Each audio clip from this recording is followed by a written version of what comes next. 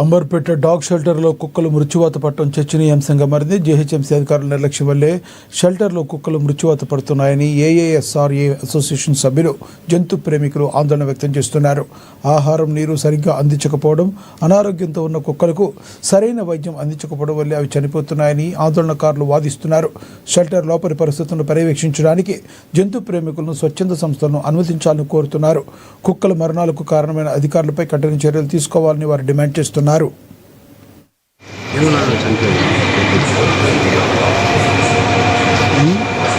మా యాక్టివిస్టులందరికీ ఒక మెసేజ్ వచ్చింది. అంబర్పేట జిహెచ్ఎంసీ ఏబీసీ సెంటర్ లో చాలా డాగ్స్ చనిపోయినట్లు మాకు ఇంటర్నల్ గా ఇన్ఫర్మేషన్ వచ్చింది.